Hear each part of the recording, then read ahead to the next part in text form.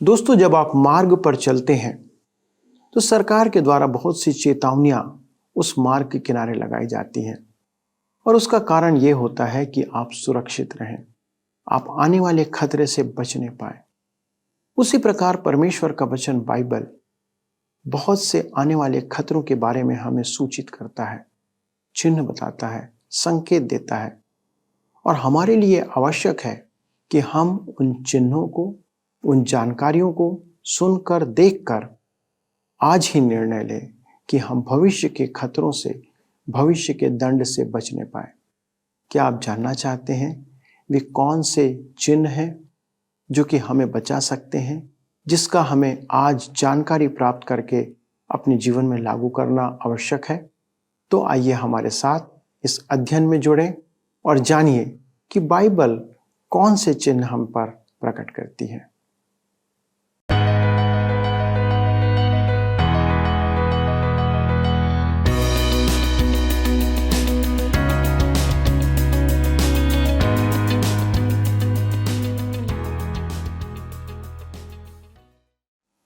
प्रिय मित्रों, आप सभी को प्रेम भरा नमस्कार। आप इस समय सत्य वचन बाइबल अध्ययन श्रृंखला में हैं और मैं आपका इस अद्भुत कार्यक्रम में स्वागत करता हूं। इस प्रसारण का उद्देश्य है कि हम परमेश्वर के जीवित वचनों को आप तक पहुंचा सकें और आप इसके द्वारा आत्मिक लाभ प्राप्त करने पाए। जैसे कि आपको ज्ञात है, हम यशायाह नबी की पुस्तक का अध्ययन कर रहे हैं और आज हम 29वें अध्याय से अध्ययन आरंभ करने जा रहे हैं। आज हम देखेंगे कि परमेश्वर अपनी निज प्रजा इस्राएल के लोगों पर और विशेषकर यरूशलेम नगर पर अपना क्रोध प्रकट करते हुए उसे दंड देता है। दोस्तों, हमारे परमेश्वर की यह बात बहुत अलग है कि वह अपने चुने हुओं को भी आज्ञा ना मानने पर दंड देता है।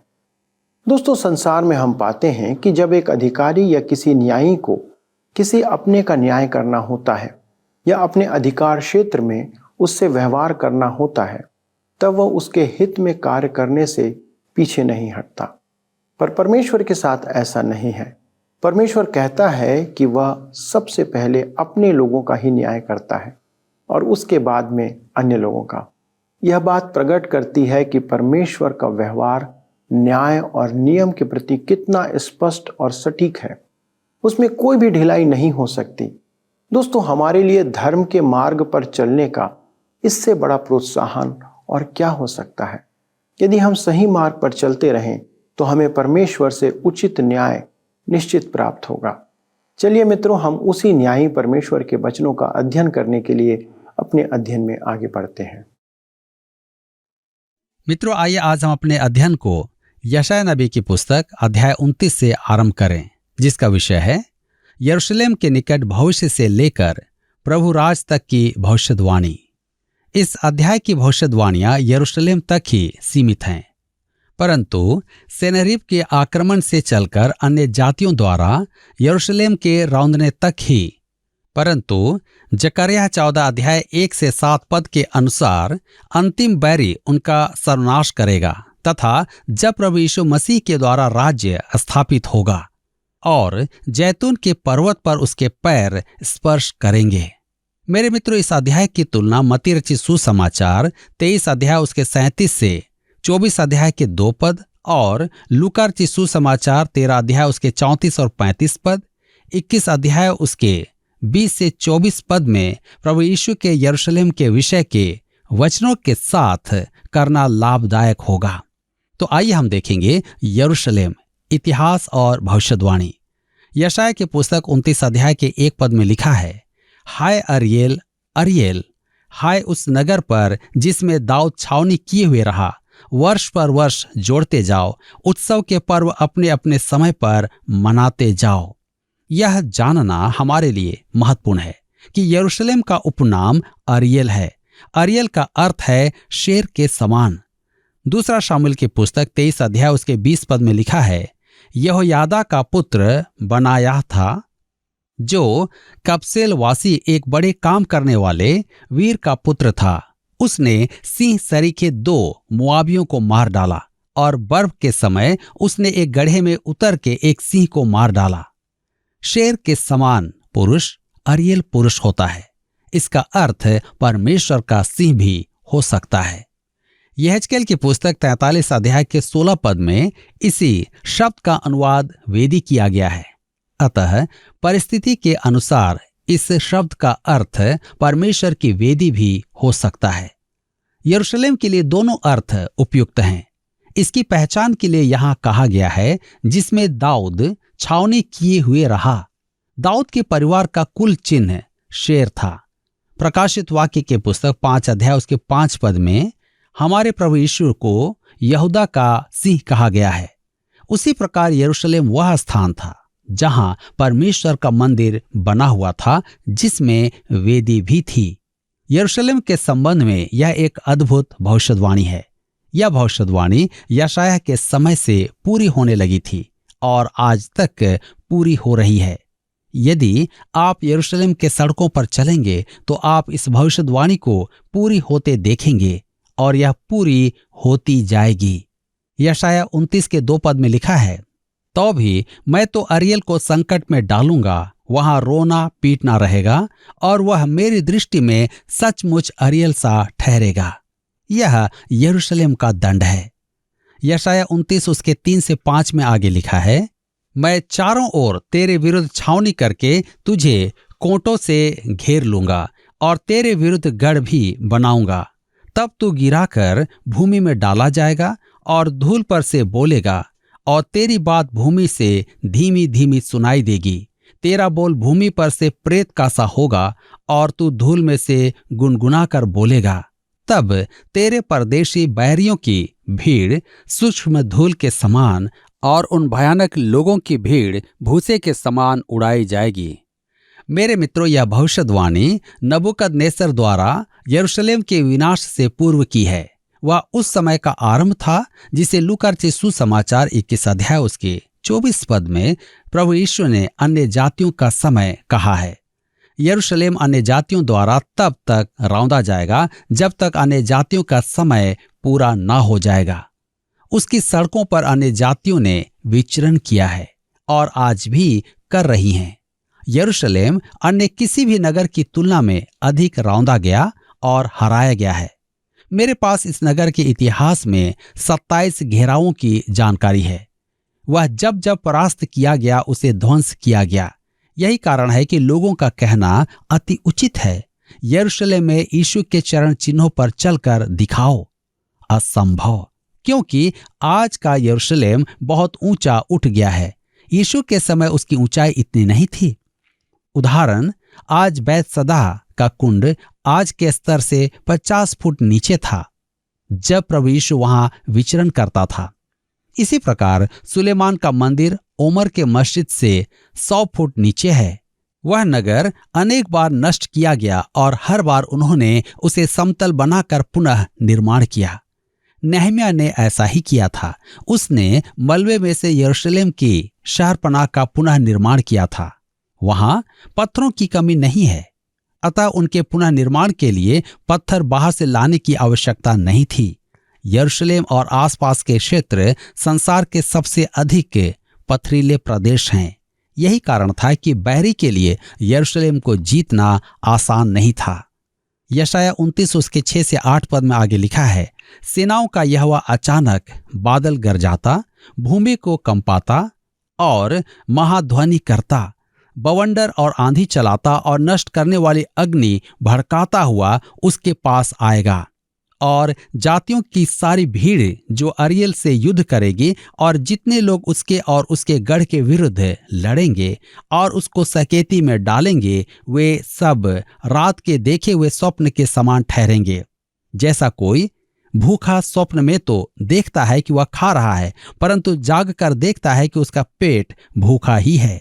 या कोई प्यासा स्वप्न में देखे कि वह पी रहा है, परंतु जाग कर देखता है कि उसका गला सूखा जाता है और वह प्यासा मर रहा है। वैसे ही उन सब जातियों की भीड़ की दशा होगी जो सियोन पर्वत से युद्ध करेंगी।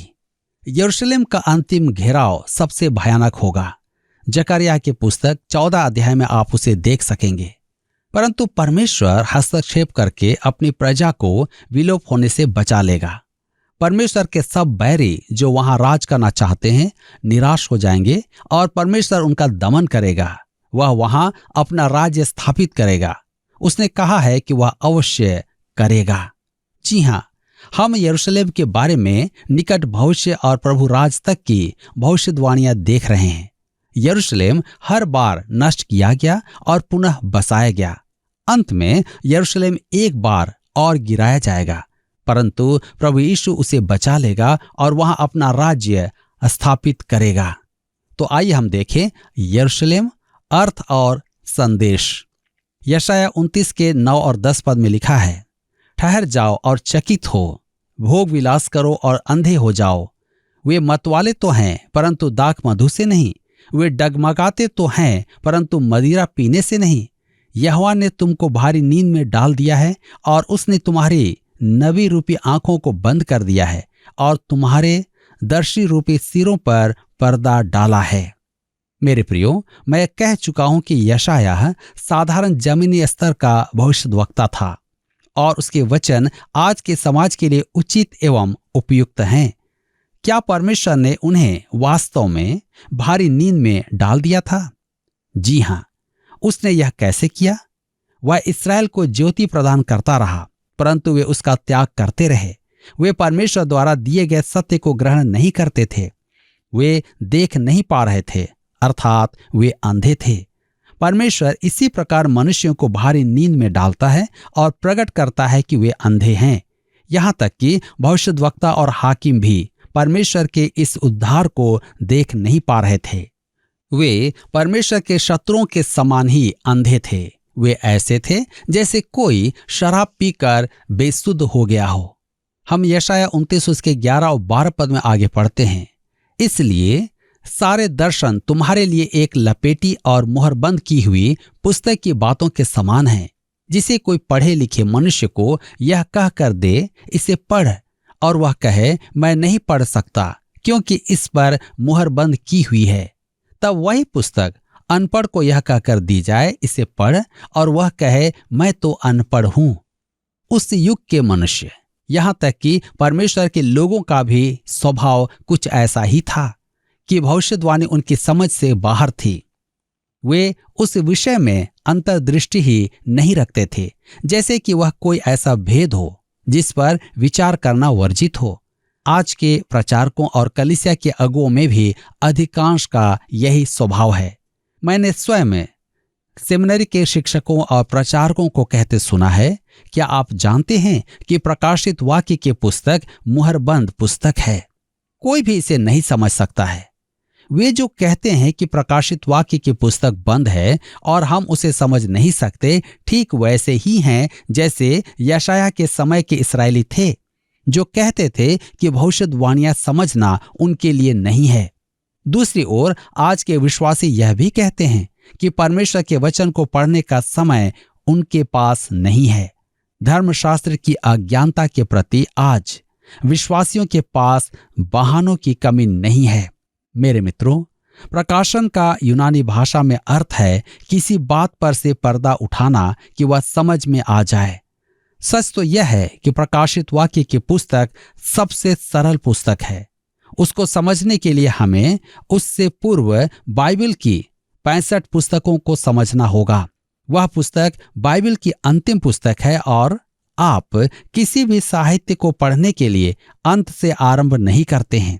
यह कहना मूर्खता है कि वह उपमाओं और प्रतीकों की पुस्तक है और बंद पुस्तक है जिसे समझना हमारे लिए सरल नहीं है। मैंने तो उस पुस्तक की रूपरेखा बनाने में देखा कि वह एक अत्यधिक आसान पुस्तक है। यशायाह के समय में भी इस्राएली ऐसी ही बातें करते थे। परमेश्वर इसका दंड देगा, क्योंकि जब वह ज्योति दिखाता है और आप आंखें नहीं खोलते तो आप अंधे हैं। देखिए, प्रकाशित वाक्य की पुस्तक 1 अध्याय उसके 3 पद में परमेश्वर प्रकाशन के विषय क्या कहता है। धन्य है वह जो इस भविष्यवाणी के वचन को पढ़ता है और वे जो सुनते हैं और इसमें लिखी हुई बातों को मानते हैं, क्योंकि समय निकट है। और प्रकाशित वाक्य 22 के 10 पद में लिखा है, फिर उसने मुझसे कहा, इस पुस्तक की भविष्यवाणी की बातों को बंद मत कर, क्योंकि समय निकट है। यशाया 29 के 13 पद में आगे हम पढ़ते हैं, प्रभु ने कहा, ये लोग जो मुंह से मेरा आदर करते हुए समीप आते, परंतु अपना मन मुझसे दूर रखते हैं, और जो केवल मनुष्यों की आज्ञा सुन सुनकर मेरा भय मानते हैं। मेरे मित्रों, यदि आप यशाया के समय में होते तो आप यशाया की बातों को समझ नहीं पाते, क्योंकि वे मंदिर में जाते थे। मंदिर आराधकों से भरा रहता था। बलि के समय वहां लोग होते थे। मंदिर में पुरुषों, स्त्रियों और अन्य जातियों के लिए अलग अलग स्थान थे। तो फिर परमेश्वर को उनसे शिकायत क्यों थी? वे सब आराधना में आते थे और मुंह से विधियों को दोहराते थे, जैसे हम विश्वास वचन और प्रभु की प्रार्थना को दोहराते हैं, परंतु उनके लिए उन शब्दों का कोई अर्थ नहीं था। वे कहते तो थे, परंतु उसमें उन्हें विश्वास नहीं था। वे परमेश्वर के वचन को नहीं मानते थे। परमेश्वर की शिकायत थी कि उनके मन उससे बहुत दूर हैं। यही कारण था कि उसने उन्हें दंड दिया, और यही कारण है कि वह हमें भी दंड देगा। आज संसार का श्राप धर्म है। परमेश्वर चाहता है कि आप धर्म का त्याग करके प्रभु यीशु के पास आ जाएं। धर्म आज अनेकों के लिए बहुत बड़ी बाधा है। मैंने किसी से यह बात कही तो उसने तुरंत उत्तर दिया, मैं आपको बताना चाहता हूं कि मैं बहुत धर्मी हूं। मैं स्वभाव से ही धर्मी हूं। उसमें पतित स्वभाव था, परंतु धार्मिक प्रवृत्ति थी। वह मेरी बात सुनकर चौंका। तब मैंने उससे कहा कि उसे धर्म का त्याग करना होगा और मैं धर्मी नहीं हूं। उसने कहा, मुझे विश्वास नहीं होता कि एक प्रचारक धर्मी नहीं है। यदि आप धर्मी नहीं हैं तो फिर क्या हैं? मैंने उससे कहा कि मैं एक पापी हूं जो मसीह के पास आ गया है और आज उसके साथ व्यक्तिगत संबंध में है। यह धर्म नहीं, व्यक्तिगत संबंध है। क्या आपके पास मसीह है या नहीं है? यही सबसे बड़ी बात है।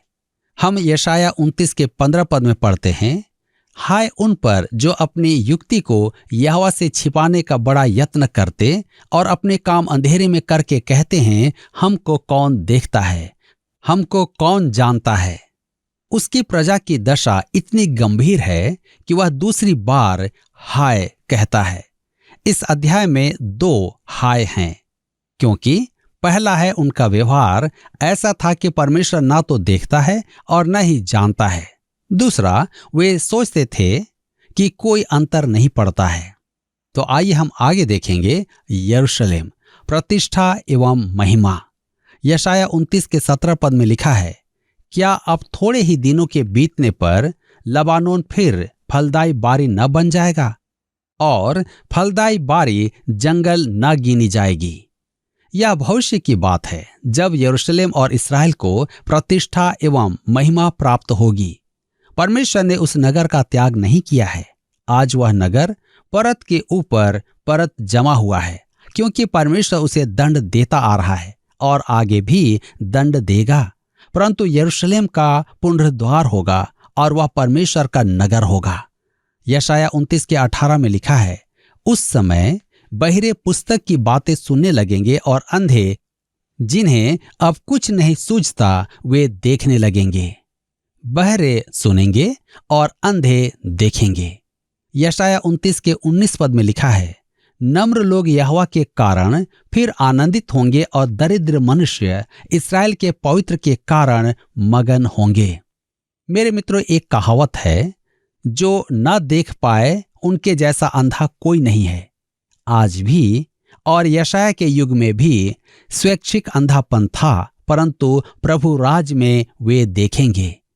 यशाया 29 अध्याय उसके 22 से 24 पद में हम पढ़ते हैं, इस कारण अब्राहम का छुड़ाने वाला यहोवा याकूब के घराने के विषय यूं कहता है, याकूब को फिर लज्जित होना न पड़ेगा, उसका मुख फिर नीचा ना होगा, क्योंकि जब उसके संतान मेरा काम देखेंगे जो मैं उनके बीच में करूंगा, तब वे मेरे नाम को पवित्र ठहराएंगे। वे याकूब के पवित्र को पवित्र मानेंगे और इस्राएल के परमेश्वर का अति भय मानेंगे। उस समय जिनका मन भटका हो वे बुद्धि प्राप्त करेंगे और जो कुड़कुड़ाते हैं वे शिक्षा ग्रहण करेंगे। मेरे मित्रों, परमेश्वर के नाम के साथ वे क्या करेंगे? वे उसे पवित्र करेंगे। वे परमेश्वर के नाम को विशेष स्थान प्रदान करेंगे, जैसे कि वह एक अति महान नाम है। आज परमेश्वर के जनों को अपने जीवन से परमेश्वर के नाम को पवित्र प्रकट करना है। यह एक परम पवित्र नाम है, परंतु क्या हम उसे ऐसा मानते हैं? यह हमारे लिए विचार करने की बात है। यहाँ पर इसी के साथ अध्याय 29 समाप्त होता है और अब हम अपने अध्ययन को अध्याय 30 से जारी रखेंगे, जिसका विषय है यहूदा को चिताया गया कि अश्शूरों के भय के कारण वह मिस्र से संधि न करे, वह परमेश्वर के पास आए। इन 2 अध्यायों में स्थानीय परिस्थिति मुख्य है, परंतु भविष्य की चर्चा भी इसमें की गई है। यहूदा ने परमेश्वर की बात मानकर मिस्र से संधि नहीं की, परंतु उत्तरी राज्य ने भविष्यद्वक्ता की बात पर ध्यान नहीं दिया और परिणाम स्वरूप वे बंधुआई में गए। दूसरे राजाओं की पुस्तक 17 अध्याय उसके 4 पद में यहाँ दक्षिणी राज्य ने उत्तरी राज्य के कटु अनुभव से लाभ उठाया। आइए हम देखेंगे मिस्र से संधि न करने की चेतावनी। यशायाह के पुस्तक 30 अध्याय उसके 1 पद में लिखा है, यहोवा की यह वाणी है, हाय उन बलवा करने वाले लड़कों पर जो युक्ति तो करते परंतु मेरी ओर से नहीं, वाचा तो बांधते परंतु मेरे आत्मा के सिखाए नहीं, और इस प्रकार पाप पर पाप बढ़ाते हैं। यह चौथी हाय है, क्योंकि यह चेतावनी है। परमेश्वर कहता है कि मिस्र से सहायता लेना मरीचिका है जो किसी लाभ की नहीं होती है। तब यशायाह 30 उसके 7 पद में आगे कहता है, क्योंकि मिस्र की सहायता व्यर्थ और निकम्मी है, इस कारण मैंने उसको बैठी रहने वाली रहब कहा है। मुक्ति के लिए परमेश्वर की ओर फिरने की चेतावनी देते हुए पद 15 में परमेश्वर उनसे कहता है, लौट आने और शांत रहने में तुम्हारा उद्धार है। यह धर्मशास्त्र का एक अद्भुत पद, एक रत्न है। यशायाह 30 उसके 18 पद में लिखा है, तो भी यहोवा इसलिए विलंब करता है कि तुम पर अनुग्रह करे, और इसलिए ऊंचा उठेगा कि तुम पर दया करे, क्योंकि यहोवा न्यायी परमेश्वर है। क्या ही धन्य है वे जो उस पर आशा लगाए रहते हैं। मेरे मित्रों, उतावली न करें। यह न कहें हम अनंत समय में हैं और प्रभु इस वर्ष या अगले वर्ष तक आ जाएगा। परमेश्वर कहता है, मुझे अपनी योजना बनाने दो। मैंने तुम्हें कोई निश्चित समय नहीं दिया है। परमेश्वर की बाट जोहना सीखें।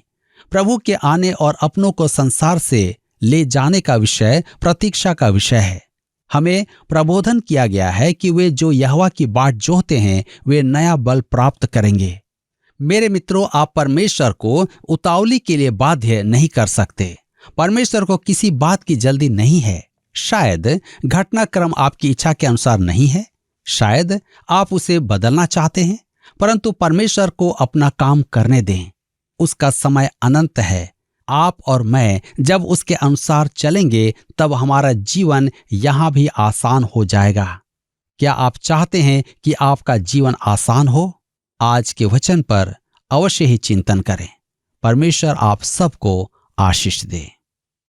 मित्रों, आज हमने इस बात का अनुभव किया होगा कि परमेश्वर का वचन हमें चेतावनी देता है और हमें उन चेतावनियों को अनदेखा नहीं करना चाहिए।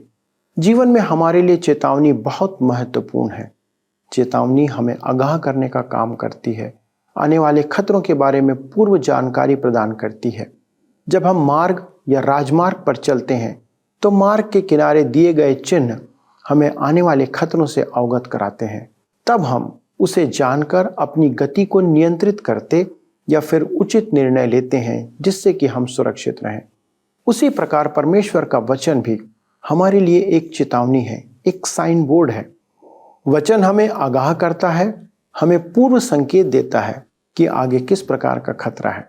दोस्तों, स्मरण रखें कि परमेश्वर का वचन हमें संकेत देता है कि आगे किस प्रकार का परमेश्वर का दंड प्रकट होने वाला है।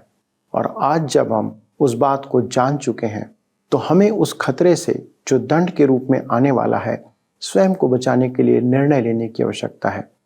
आज यदि हम सही निर्णय नहीं लेते हैं तो कल हमें पछताना पड़ सकता है, क्योंकि हमें चेतावनी दी जा चुकी है। दोस्तों, यह आप पर निर्भर करता है कि आप इस चेतावनी को किस प्रकार लेते हैं। आइए सही निर्णय लेते हुए परमेश्वर से प्रार्थना करें कि हम सदा उसके अनुग्रह के नीचे ही पाए जाएं। आइए प्रार्थना करें।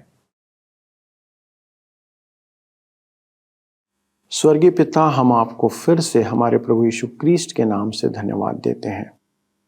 पिता, ये आपका प्रेम है, आपकी दया है कि हम मिट नहीं गए। हम सबों को प्रभु आपने अब तक संभाला है, जबकि हमारे सारे दर्शक प्रभु जो आपके वचन से प्रेम करते हैं, आपसे प्रेम करते हैं, प्रतिदिन प्रभु आपके वचन को सुनने के लिए एकत्र होते हैं। प्रभु, हम इनके लिए आपकी विशेष दया मांगते हैं। प्रभु, जो कोई भी ऐसी परिस्थिति में है कि वो आपसे दूर है या निराशाओं में जीवन जी रहा है, प्रभु आप उनकी सहायता करें। हम विशेष विनती करते प्रभु जी, आज जो लोग बीमारी की दशा में हैं, ला इलाज बीमारियों से ग्रसित हैं, प्रभु आप उन पर अनुग्रह करें, अपनी दया उन पर प्रकट करें और होने दे प्रभु कि उनका विश्वास उनके लिए चंगाई लेकर आए। आप उनके आंसुओं को देखें और उन पर दया करें, ताकि प्रभु वे आपकी शांति और आशीष को अपने जीवन में प्राप्त करें। सारी बातों में आपको महिमा देते हुए विनती यीशु के नाम से मांगते हैं, आमीन। दोस्तों, क्या आज आप आशीषित हुए? क्या आपने कोई नई बात सीखी? कृपया हमारे साथ साझा करें। हमें बताएं कि आपने कौन सी बात आज सीखी है। उसके लिए आप फ़ोन, SMS या पत्र का उपयोग करें। अगले प्रसारण में इस अध्ययन को आगे बढ़ाएंगे और आपके साथ फिर से रूबरू होंगे। तब तक परमेश्वर का अनुग्रह आप पर बना रहे और उसकी आशीष आपके जीवन में सदा बढ़ती चली जाए। प्रभु आपको आशीष दे। आइए अब हम प्रश्नों को देखें। पिछले प्रश्न का उत्तर है सी, एप्रैम। इस्राएल के उत्तरी राज्य को एप्रैम भी कहा गया है।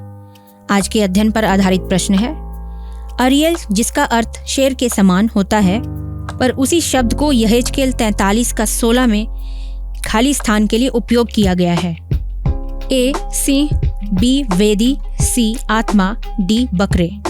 मित्रों, इस प्रश्न का उत्तर हमें कल सुबह 6 बजे से पहले विकल्प A, B, C या D के साथ अपना नाम, पता, स्थान के साथ 9651433397 पर SMS या WhatsApp करें। सभी विजेताओं को विशेष पुरस्कार प्रदान किए जाएंगे। धन्यवाद। क्या आपको यह कार्यक्रम पसंद आया? अभी हमें एक मिस कॉल करें और आप अगले विजेता हो सकते हैं।